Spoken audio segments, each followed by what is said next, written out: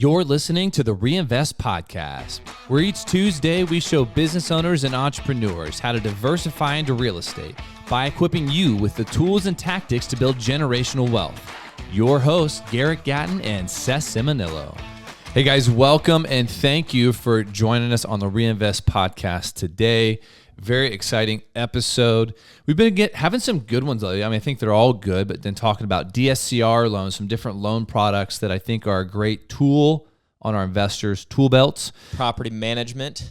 That was a good one. I really enjoyed that. You know, to Seth's point, I don't know what episode you would have said this on, but, you know, making profit or not in real estate really comes down to operations. Yeah. And dialing in on those type of things. The other thing is you make money when you buy, and one of the big tools that you use is the financing component.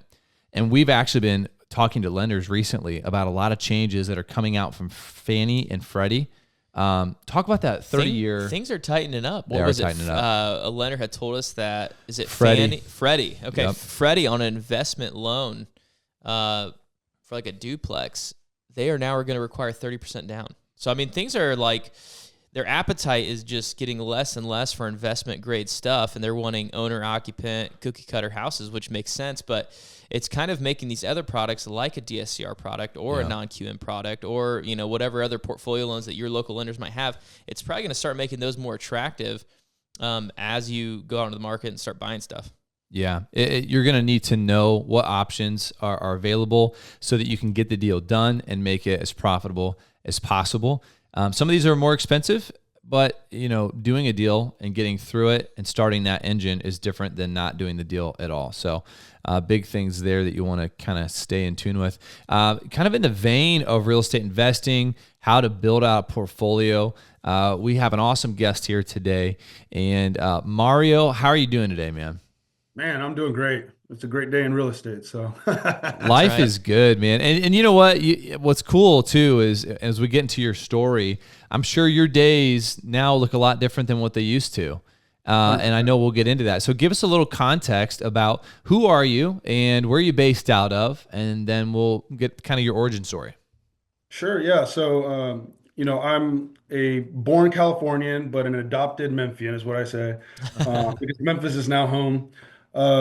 Man, we started probably in 2018, just investing into real estate and kind of bootstrapping absolutely everything that we did to get the real estate ball going. So we got, 1, 2, 3, we got a couple of houses in our belt, and then we started noticing that there was a real big need, at least for us, to find a good contractor, but we just could not find it. So we started to kind of pull and develop our team, and kind of, long story short, we ended up kind of creating this construction company that now we have over 40 people that work with us directly and indirectly with us to build our own portfolio.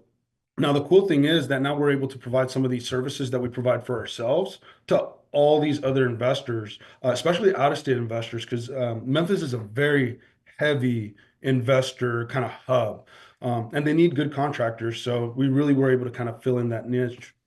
And your construction company is Red Rock Construction? That's right, yep. You know, what's cool about construction, what you guys are providing is, and we only know this because we work with a lot of contractors to try and get projects done, is there's a difference between a contractor and an investor contractor. Man. Because you know firsthand on where to draw the lines and certain things that are going to move the needle on a project, and then certain things that are just a waste of money and really don't need to be addressed when you're talking about a property. So I'm sure your investor clientele appreciate the fact that you yourself invest. Oh, 100%. I think everybody on your team, if you're an investor, everybody on your team, your property management, who your lender, your accountant, your lawyers, whatever, I think they need to be investors too. Absolutely. And it's hard to find that team, but once you do, they're going to be cheap phone calls because of how much of a return you're going to get from those relationships and having somebody who understands what you're trying to accomplish. Well, and I can't even to that point, I just know a lot of contractors who do, like, they want to do remodels. They want to do residential retail remodels, and you try to get their brains wrapped around coming into, a lower end house and doing a new kitchen in it, and you're like, I don't need the crazy cabinets. I need some Menards cabinets, and they're like, I'm not going to guarantee my work on that. You know what I mean? And they just kind of, it's a perception, and you can't even hardly find contractors to work on stuff sometimes. Man, real tough. I 100% agree. So let's back up a little bit, because one of the unique things about your story is before you were a real estate investor, you were a business owner in a franchise. And what I want to hone in on today, because we talk with a number of business owners that love real estate, but there's some confusion sometimes about, how do I make that jump into real estate investing? And there's a lot of ways to do it. But I think your story is a really great example of how to successfully exit something that was going well and then use that to now build something on a more passive side of things. So give us a little context to what you were doing before real estate investing.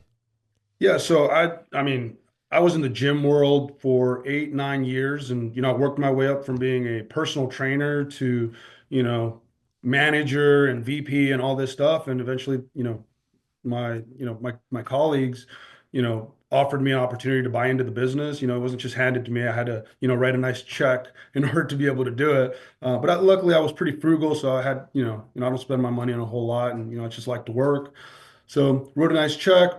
I was able to become partner in the business, and to me, what really changed my life, or kind of what moved the needle for me to make that jump, was the book by Robert Kiyosaki, Rich Dad Poor Dad. Yeah. And I realized, man, maybe I got a little bit of money, but I am not wealthy, right? I stopped showing up to work, and nobody's writing me a check anymore. I'm not wealthy because I don't have control of my time, right?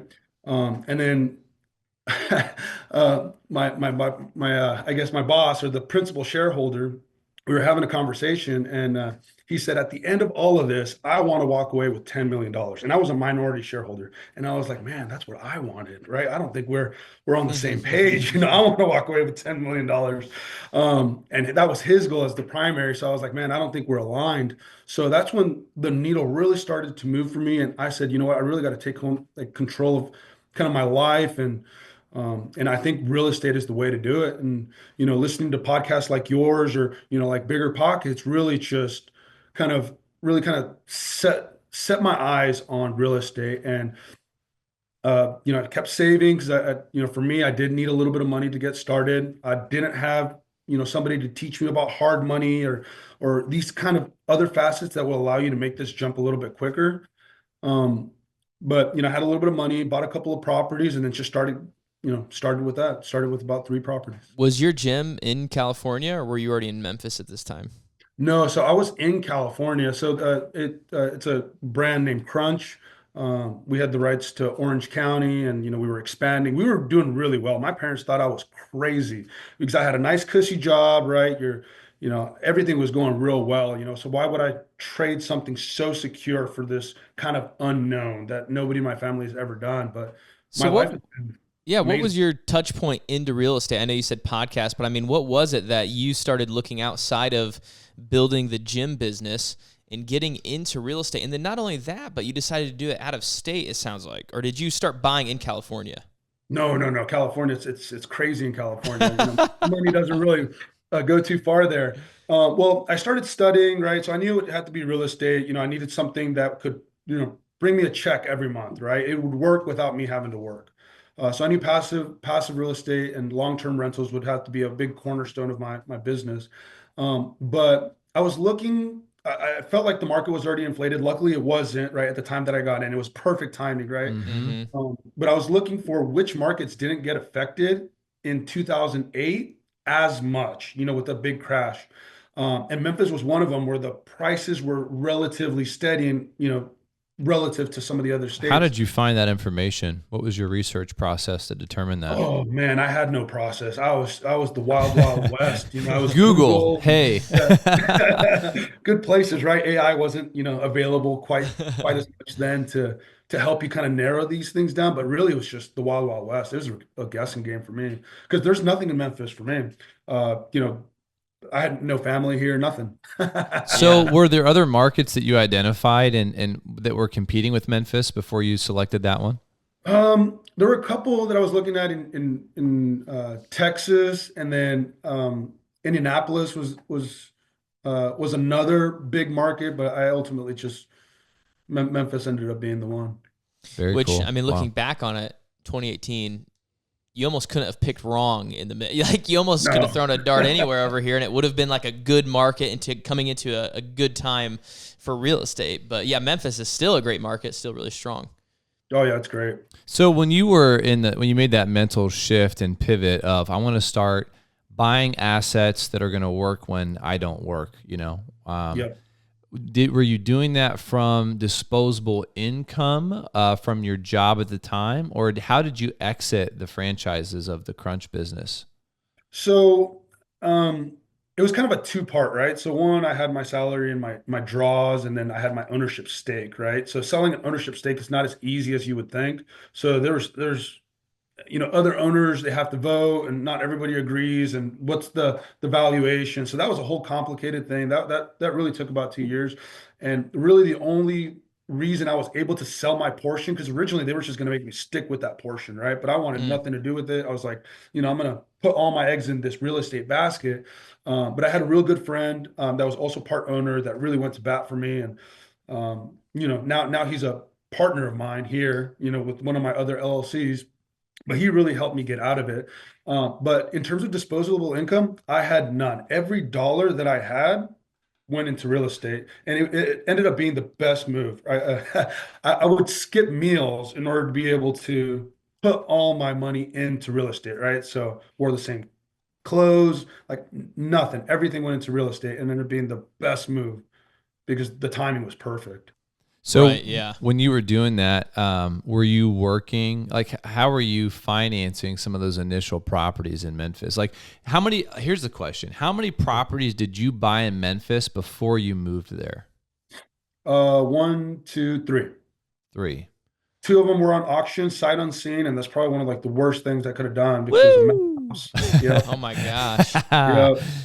In like the most dangerous part of town because I didn't know Memphis. I didn't know the areas to invest in. Man, my story is wild. Like I should have failed so many times.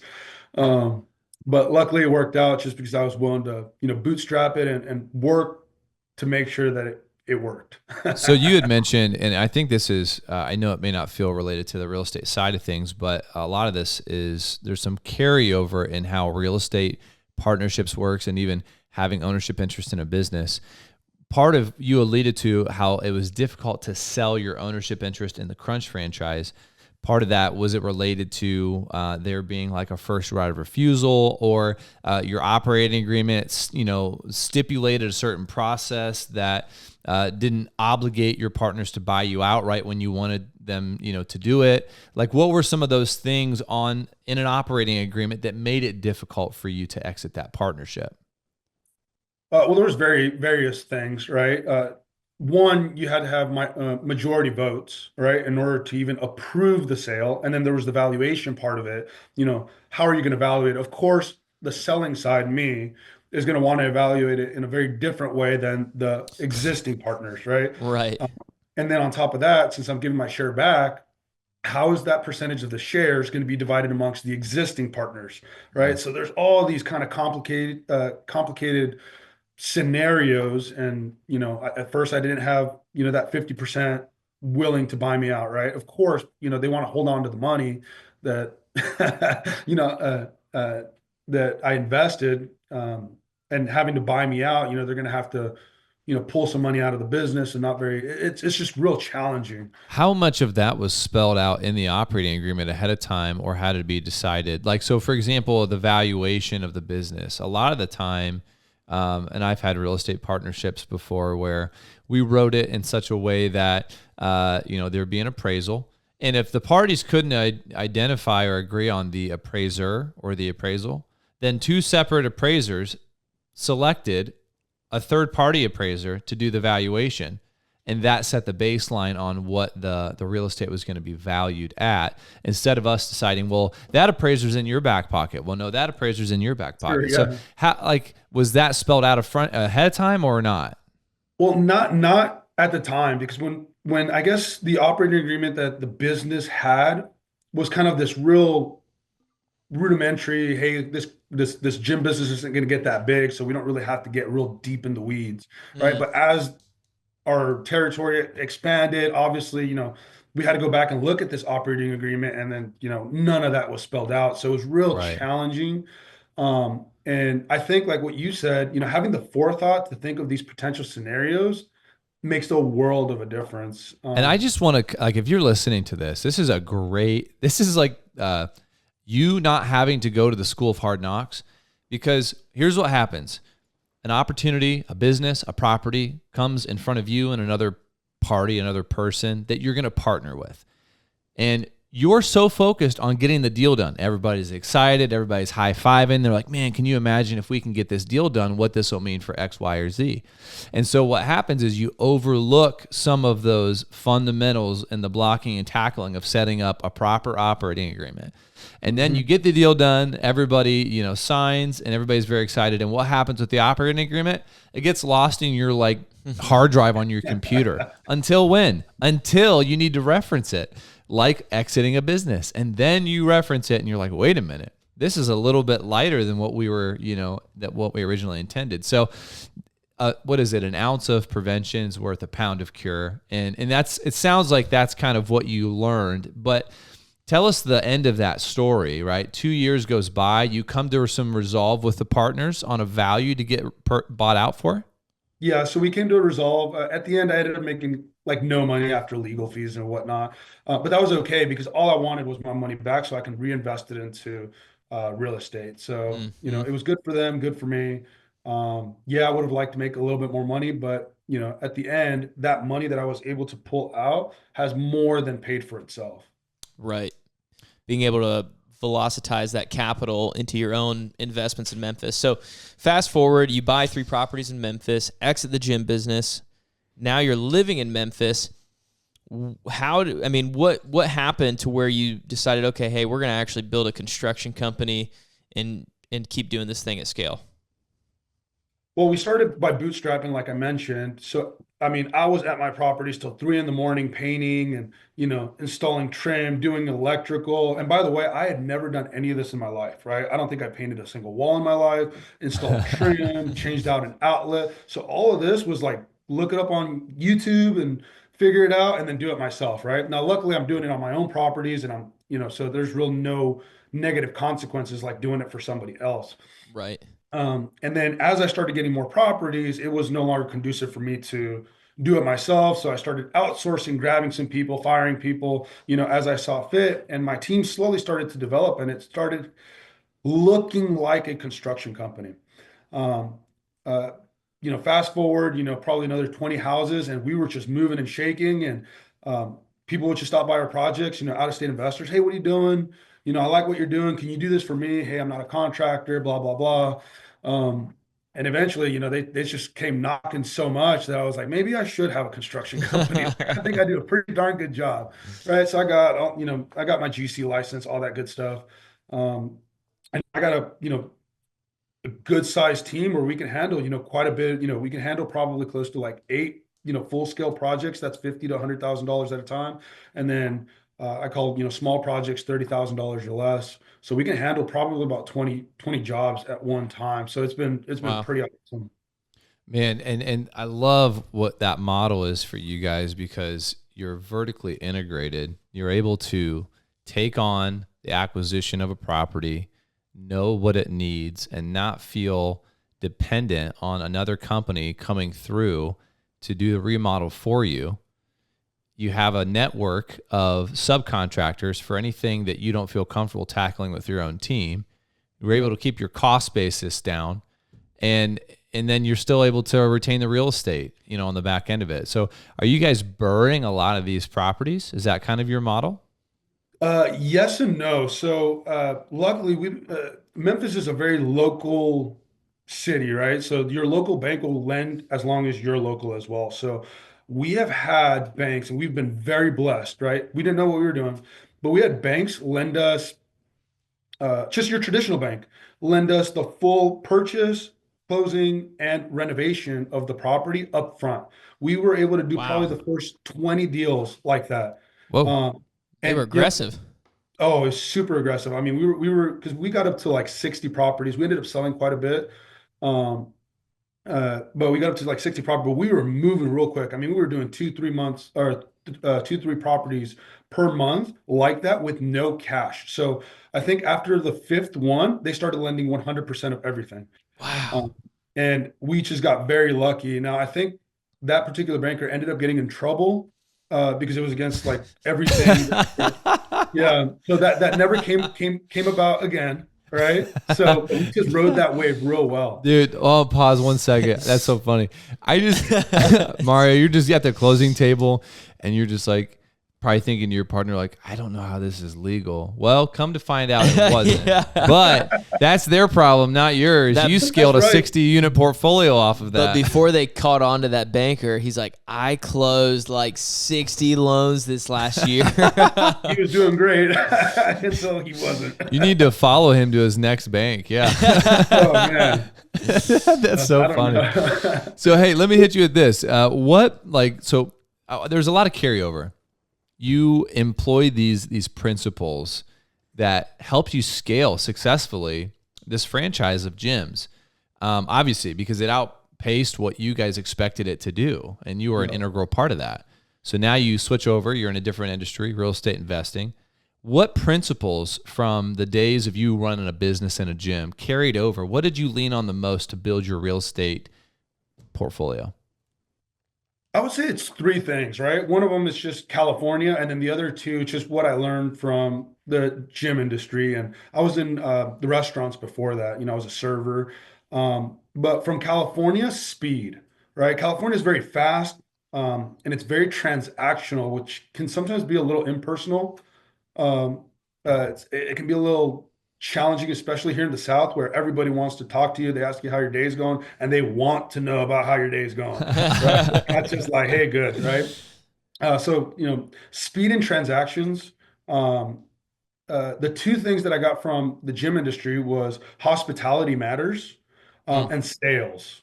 I love people. I love, interacting with people and helping them find a solution to their problem, which is also sales, right? So I think it can be done in such a way where everybody wins. And that's what I got from like the leadership group over at Crunch. And in the gym business, right, personal training is sales, right? You're having to do your follow-ups, you're having to reach out, you're having to deliver a good product, over and over again. So I would say those three things Mm. is what really just helped me in real estate. Yeah, it's kind of the perfect blend of the fast-paced nature of being in California, but then understanding the relational side of real estate that creates, we talked about that, I think, in one of our last episodes, whether it's with tenants who are the ones paying your bills, whether it's vendor relationships who are giving you preferential treatment over the next guy, or if it's a bank that's going to secure financing for you, for future projects to come. You got to have that long-term mindset in how you're doing business with people. It's a people business, 100%. What are you seeing? I mean, you hopped in at a really good time, 2018, just went through all of the COVID, the craziness, just the appreciation that exploded all over the country. What are you seeing now in your area in Memphis? I mean, have things started to slow down for you? Have you guys started to shift your strategy? And are you still doing a lot of flips? Are you leaning more towards buy and hold right now? What are you seeing? Well, for me, it's very different than what I think a lot of the investors, right? Because I'm in a unique position, right? I have my own construction company. I am a real estate agent as well. We have our own in-house property management. I mean, we do a lot. We, vertically integrate our entire um, portfolio that allows us to do things that other people cannot because I get to shave a lot of costs. Mm-hmm. But I've seen it slow down, right? In certain areas and speed up in other areas. So like rentals, anything under $200,000, that'd be kind of your Memphis is $200,000 or less is really good for rentals. Anything above is really going to be like your flip market. But the flips have really started to slow down. We're seeing those houses over $200,000 really sit on the market a little bit longer. I had a Mm-hmm. couple of flips that, higher end flips, for the Memphis market that I bought back in May, and I'm still holding on to, and it's been Mm, absolutely painful. mm. Mm-hmm. But all my my properties under $200,000 have been flying off my books. Wow. And for me, my advice to everybody is, always stay in real estate, like always stay investing. Um, as long as you stay in the market and you know how to pivot or kind of make those shifts between a flip and a buy and hold, you're going to be good. So always invest. Every month, I make sure to have 2, 3 deals under my belt, just for me personally, just so I always have a good pulse on the business. Yeah, that's nice too. And if you're, within the industry of real estate, not being overexposed to one or the other, your flip side is retail home ownership. Well, Yep. interest rates are high. People have been hit with inflation. So what do? They stay as a renter longer. Well, if you have buy and hold rentals, that's great for you because you're able to retain some of those people that now can't go buy the product that you're putting out there as a flip. So you're kind of diversified within the industry. Yep. All right, we're going to jump into our smaller pocket segment. So, Mario, go ahead and tell us about a deal that went wrong in real estate. What happened? What went wrong? And what did you learn from it? Man, it's got to be my first deal. Was this the one that you bought at auction sight unseen? Yep. Bought it, sight unseen. What could Bought go it in wrong? Probably the worst part of town. And I bought it on auction.com, right? All they have is 2 photos, right? One of the front, one of the back. It's crazy you Bought can buy it. real estate that way, by the way. What's that? It's crazy that you can buy real estate that way. It is pretty wild. Like How much was that property? It wasn't a lot, so that's what intrigued me, right? It was like $26,000, right? And that Okay. really should have been a red flag.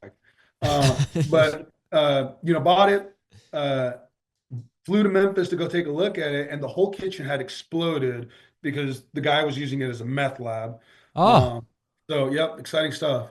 So it was an absolute disaster. So I was like, I can't even begin to work on this. So I ended up hiring a licensed general contractor. He gave me some absurd price, and I didn't know any better. So I was like, okay, go ahead. Well, long and behold, this guy like killed me with change orders. Didn't do a good job, right? As soon as that he turned in the project, it was a shit show of a job. It was like, Joe Schmo. I can't believe the guy is even licensed. He might not have been. It's just bullshitting me. I don't know. But I overspent probably by $40,000 to $50,000 that I didn't have for wow. a shitty house. Oh, Yeah, so like that house is just like so underwater. Um, but luckily, I had another one that performed okay. So it's somewhat, saved my interest in real estate, but that was so painful. And I was still out of state, right? So I guess what I really took away from it is, well, one, you have to really keep your pulse. If you're out of state, you really got to know what's going on.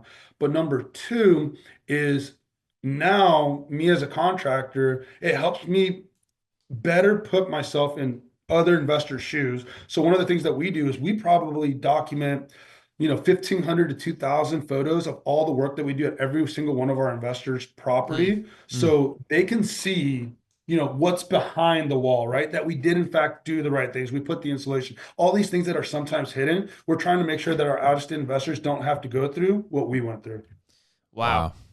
So how'd you exit that deal? Did you just sell it at a loss, or did you hold on to it as a rental for a while? I still have it. Okay. You still have it. Yeah, I still have it. So with the appreciation that's happened in the market, are you underwater on it still, or has not with the appreciation? appreciation.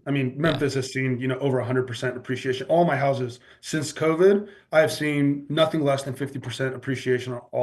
We are doing well. time heals all wounds. Yeah, well, that's a good lesson that you hung on to great? it. You would have been kicking yourself had you sold it back in 2019, right before everything exploded. Yep, 100%. And your initial plan for that was to rent it out? Yeah. We did that, and it got rented, and then when I moved here to Memphis, I self-managed it, and I didn't even know what a rooming house was, but I turned it into a rooming house, right? I was renting rooms, and eventually, like the one person who's still there today, who rented one of the rooms, ended up renting another room, and he said, "Hey, can I just rent the house?" And I said, "Sure." And he's still been there. He pays on time. Wow. Coolest guy ever. That's amazing. That is amazing. That's well, here's what I love about that. Within a portfolio, you obviously have some underperformers and some overperformers. And when you continue to invest and you get better at doing that, you're able to absorb some of those kind of costly learning lessons. I think about a couple of flips that I've done with my in-laws that we just ended up getting into too heavy, right, than what we wanted to, and rented them out, and we've got some other properties that are offsetting, some of our equity that's trapped within those properties, but we're going to hold them, and time's going to heal all wounds that way. So that's a huge lesson for you listening. If you want to really be a buy and hold investor, sometimes that's the cost of doing business, is you just got to hold it, and that's how you're going to recoup your money. Yep. All right, man. We're going to go into what we call our Lil Nugget. So, Mari, this is part of our show where you give our listeners a practical takeaway, something very practical, something fundamental to the way you run your business, either or, that they can apply to their real estate investing business. I guess what I recommend most of my investors when I talk to them is get to 10, right? Once you get to 10, it's kind of like the magic number where these problems don't seem so significant, right? Mm-hmm. The same headache I had running 1 or 2 is probably this. Let me say it this way. I have the same amount of stress, with 40, 50 properties than I do with 1 or 2 properties. It's almost exactly the same. Only financially, I'm not so pressed anymore Right. because I have the scale. So get 10 to 10 properties. Yep, get to 10. Well, you think about that, at least in our market, I don't know about Memphis, the rule of thumb on a buy and hold single family is going to be probably $250 to $450 a month of net cash flow. Yep. So you think about that and you're like, okay, now I'm bankrolling anywhere from $2,500 to $4,500 a month of net cash flow. And that is a needle mover if you just leave it in there in accrue so that you can build up that war chest, or identify some of those deferred maintenance items like a furnace going out. You've kind of crested the hill of scale, so to speak. Yep, 100%. Very good. Hey, what's been one of the best resources in your business development? Ooh, man, I feel like everything. I'm a big reader, right? I feel like when I read, I'm standing on the shoulders of giants. So it really allows me to see much further than, hear me and, little Memphis. What are some of your favorite titles? Well, my favorite book, I read it every year, is How to Win Friends and Influence People. Oh, nice. Best book. I mean, I read it every single year. It's just to help me kind of center on, people are important. People are the business. That I'd recommend that to everybody. The Wealthy Gardener is a real easy book for somebody to learn to save, because I think that you do need, at least for me in my particular case, I needed a little bit of money in order to get into real estate, right? 'Cause properties aren't exactly cheap. But once you're in it, the banks will take care of you. And podcast, I started listening to your podcast and Bigger Pockets, and those are just real integral to kind of set a spark to get you going into real estate, because these nuggets are amazing. I mean, I wish I learned more of these early on. Right. I can't tell you how many people who are older, kind of they're like our mom and dad's generation of like, oh my gosh, if I was your age and I had YouTube, you know what I mean? I could do anything. And so now the point is, nobody who is like getting into this has an excuse anymore for ignorance. You don't have an excuse. You get to dictate whether you're knowledgeable and competent about the thing that you're trying to accomplish, because someone else has already done it. So just disclaimer there. Man, thank you so much. Just unfolding some of your story. I think what's cool is it's been gritty.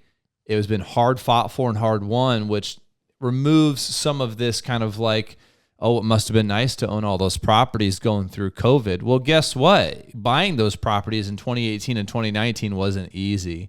And so we always have kind of this passion to debunk this misnomer that real estate is this very sexy, lucrative thing. It's not without its lumps. It's not without its stripes. Well, and just even to speak on that too, you bought before the appreciation, but even in the midst of it, I'm sure in 2020, 2021, 2022, you felt like you were overpaying for everything. Yeah. Oh yeah.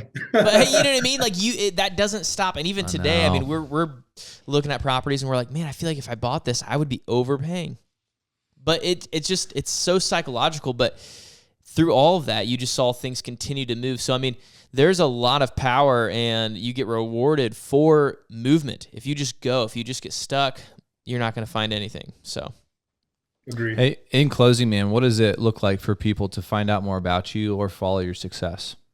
Man, we're really word of mouth, right? We're local, and investors know other investors, and they just refer us. So we've been 100% on a referral basis. But if you guys want to reach out to me or my team, you guys can reach out at Mario at redrockconstructionllc.com. Shoot me a note, and we'll get in touch. Investors looking to invest in Memphis, Red Rock Construction is open for business. Nice. Yes, Awesome, sir. man. Hey, thank you so much Awesome. for your time today. I appreciate you guys. As always, excited that you joined us for another episode of the Reinvest Podcast. If you want to learn how you can use your hard-earned capital to diversify into real estate, go to our website, reinvestcapital.us, and shoot us a message. Move farther, reach higher, and grow deeper.